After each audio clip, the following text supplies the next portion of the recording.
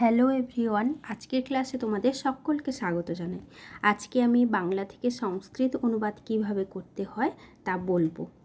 বাংলা বাক্য নিয়েছি, রাম দৌড়াতে দৌড়াতে মাঠে যাচ্ছে। এখানে ক্রিয়াপদটা আগে দেখে নিই। যাচ্ছে, যাচ্ছে, যাওয়ার ধাতু হচ্ছে সংস্কৃতে হচ্ছে গম, গম ধাতু। তার রূপটি কেমন হয়? গচ্ছতি গচ্ছত, গচ্ছন্তি, গচ্ছসি গচ্ছথ, গচ্ছত, এইভাবে হয়। যাচ্ছে বর্তমান কাল বোঝাচ্ছে, বর্তমান কাল অর্থে লট লকার ব্যবহার করা হয়। এরপর এই যাওয়া কাজটা কে করছে? না রাম, রাম যাচ্ছে। রাম হচ্ছে কর্তা এখানে। তাহলে প্রথম পুরুষ একবচন, রাম, নর শব্দের মতো। রাম অকারান্ত পুংলিঙ্গ শব্দ, নর শব্দের মতো। রাম, রাম গচ্ছতি। এরপরে দেখো, দৌড়াতে দৌড়াতে। বাংলায় করিতে করিতে, বাংলা বাক্যতে যদি দেখো করিতে করিতে, খাইতে খাইতে, যাইতে যাইতে, দৌড়াতে দৌড়াতে, এইরকম অসমাপিকা ক্রিয়া যদি দুবার ব্যবহৃত হয় তাহলে ওই ধাতুটাতে সত্রী আর সানজ প্রত্যয় লাগাতে হয়।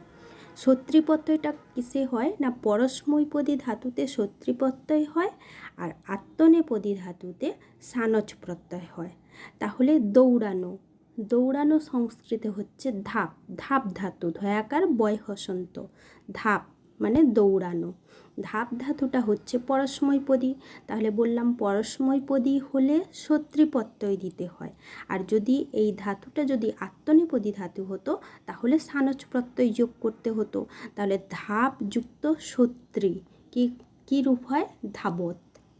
এরপর রাম যেহেতু প্রথম পুরুষ একবচন, তাই তার মানে ধাতুটা তো হলো, মানে শব্দটা তো গঠন করা হলো ধাপযুক্ত সত্রী সমান ধাবত হলো।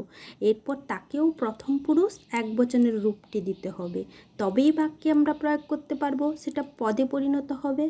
তাহলে ধাপযুক্ত সত্রী সমান ধাবত হয়েছে, তার প্রথম পুরুষ একবচনের রূপটি হবে ধাবন। ধাবন একটা শব্দ আছে, দেখবে ধাবন, ধাবন্তৌ, ধাবন্ত, এইভাবে হয়। সত্রী প্রত্যয়ের রূপটা এইভাবে হয়, ধাবন, ধাবন্তৌ, ধাবন্ত, ধাবন্তম, ধাবন্তৌ, ধাবত, এইভাবে হয়। তাহলে আরেকবার বলে দিই যে বাংলা বাক্যে যদি দেখতে পাও যে করিতে করিতে, খাইতে খাইতে, যাইতে যাইতে, দৌড়াতে দৌড়াতে, এইভাবে অসমাপিকা ক্রিয়া যদি দুবার ব্যবহৃত হয় তাহলে সত্রী সানজ প্রত্যয় ব্যবহৃত হয়। সত্রী প্রত্যয়টা পরস্মৈপদী ধাতুতে প্রয়োগ করা হয় আর সানজটা হচ্ছে আত্মনেপদী ধাতুর ক্ষেত্রে প্রয়োগ করা হয়। এখানে দৌড়ানো হচ্ছে ধাপ ধাতু, ধাপ ধাতুটা হচ্ছে পরস্মৈপদী ধাতু, পরস্মৈপদী ধাতু যেহেতু তাই সত্রী যোগ করা হবে। ধাপযুক্ত সত্রী সমান ধাবত। এরপর তার প্রথম পুরুষের একবচনের রূপটি হবে ধাবন। তাহলে রাম ধাবন গচ্ছতি। এরপর কোথায় যাচ্ছে? না মাঠে যাচ্ছে। এখানে স্থান বোঝাচ্ছে কিন্তু অধিকরণে সপ্তমী হচ্ছে না, গম ধাতু আছে তাই। আরও একটা কারণ হচ্ছে যে রাম তো যাচ্ছে, তার ঈপ্সিত কোনটা? কর্তুর ঈপ্সিততম কর্ম, এই কর্তার ঈপ্সিতে দ্বিতীয়া বিভক্তি হয়। তাহলে রাম যে যাচ্ছে তার এই ক্রিয়াটার যে ঈপ্সিত, রামের যে ঈপ্সিতটা কোনটা? ক্ষেত্র মানে মাঠ, তাই তাতে দ্বিতীয়া হয়। ক্ষেত্রং গচ্ছতি, রাম ধাবন ক্ষেত্রং গচ্ছতি। আমার ভিডিওটি যদি তোমাদের উপকারে লাগে তাহলে আমার চ্যানেলটিকে সাবস্ক্রাইব করবে আর অবশ্যই একটা লাইক করে দেবে। এরপরে দেখো, তার একটি কালো গাভী আছে। তার ষষ্ঠী, র এর থাকলে ষষ্ঠী দিতে হয়। তাহলে তার তস্য, গাভীটা হচ্ছে স্ত্রীলিঙ্গ শব্দ। আমরা যেটা পড়ি গো শব্দ, গৌ গাবৌ গাবো, সেই যে গো শব্দ সেটা হচ্ছে ষাঁড়কে বোঝায়, আর গাভী হচ্ছে স্ত্রীলিঙ্গ শব্দ, এটা নদী শব্দের মতো, তাই তার বিশেষণগুলোও স্ত্রীলিঙ্গ লাগাতে হবে। তার বিশেষণ কি আছে? কালো একটি, তাহলে কি হবে? একা কৃষ্ণা গাভী অস্তি, তস্য একা কৃষ্ণা গাভী অস্তি। এরপর কালো গরুর দুধ মিষ্টি।